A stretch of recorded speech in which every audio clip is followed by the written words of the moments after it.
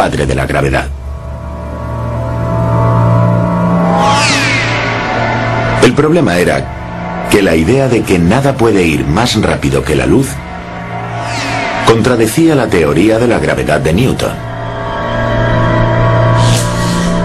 Para comprender este conflicto, debemos realizar algunos experimentos. Para empezar, concibamos una catástrofe cósmica. Imagínense que de repente y sin previo aviso, el Sol se vaporizara y desapareciera por completo. Reconstruyamos esta catástrofe y veamos el efecto que produciría en los planetas según Newton. La teoría predice que si se destruyera el Sol, los planetas saldrían inmediatamente de sus órbitas y se perderían en el espacio.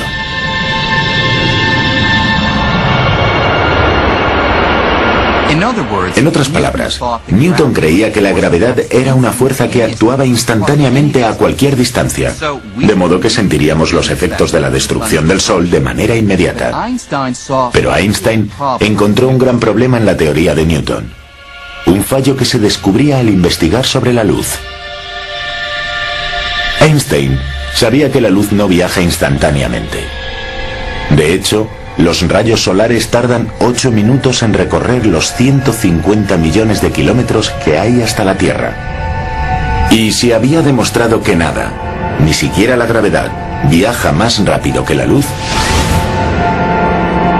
¿cómo podría salirse de órbita la Tierra antes de que la oscuridad causada por la desaparición del Sol llegara a nuestros ojos? Igual que la superficie de una cama elástica, se comba o se estira debido a objetos pesados como los planetas y las estrellas. Y es esta curvatura del espacio-tiempo la que crea lo que llamamos gravedad. La Tierra no se mantiene en órbita porque el Sol ejerza su atracción de manera instantánea, como teorizó Newton, sino porque sigue las curvaturas del tejido espacial causado por la presencia solar. Volvamos a la catástrofe cósmica teniendo en cuenta este nuevo concepto de gravedad. Veamos lo que ocurre ahora si desaparece el Sol. La perturbación gravitacional provoca una ola que viaja por el tejido espacial del mismo modo que lanzar una piedra a un lago genera una ondulación en la superficie del agua. Es más, Einstein calculó que estas ondas gravitacionales viajan exactamente a la velocidad de la luz. Con esta nueva teoría, resolvió el conflicto con Newton sobre la rapidez a la que se desplaza la gravedad. Pero además, le proporcionó al mundo entero una nueva forma de ver lo que es la fuerza de la gravedad, curvaturas y pliegues en un tejido del espacio y el tiempo. Einstein bautizó a su nuevo concepto de la gravedad como relatividad general, y no tardó en convertirse en un nombre muy familiar. Newton había unido el cielo y la tierra con la teoría de la gravedad. Maxwell había unificado electricidad y magnetismo. Einstein dedujo que todo aquello debía de formar una teoría para todo. Una ley que englobara todas las leyes del universo y que fusionara su nuevo concepto de la gravedad con el electromagnetismo. Pero al investigar para unir gravedad y electromagnetismo, Einstein fue descubriendo que las diferencias entre ambas fuerzas superaban a sus similitudes. Bueno, espero que el vídeo les haya ayudado mucho XD, pero continuando con el tema, les hablaré del más grande genio del siglo XX, el cual es Albert Einstein. Como ya dije, él nos dejó la teoría de la relatividad que ya vieron en el vídeo, pero a ver, no se duerman, sé que están aburridos, pero es para sacar una buena nota y sean los primeros en su clase XD, pues de oír todo lo que digo estarán así.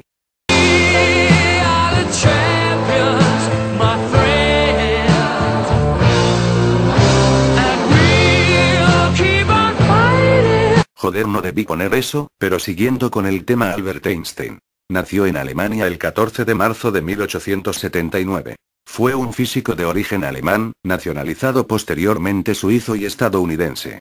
Está considerado como el científico más importante del siglo XX, además de ser el más conocido.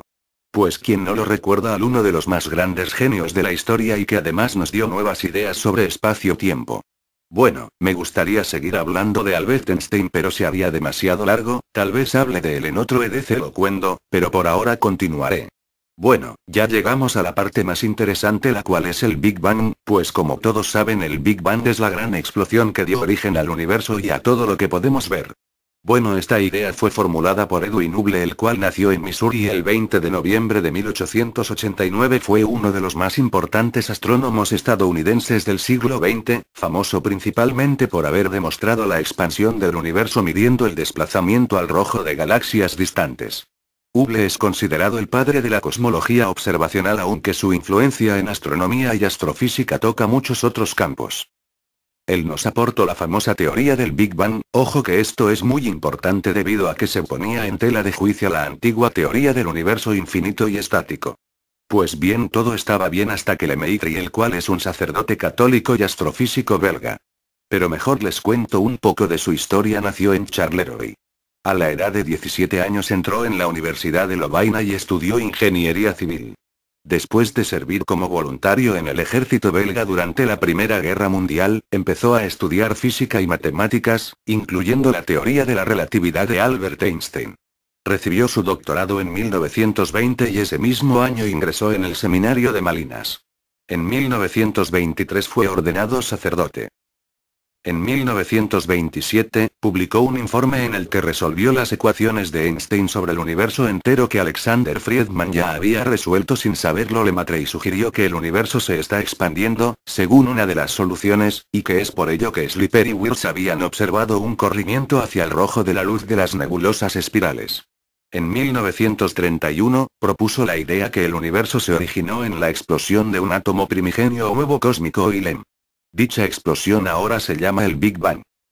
En los años siguientes desarrolló la teoría y participó en la controversia científica y religiosa sobre el origen del universo.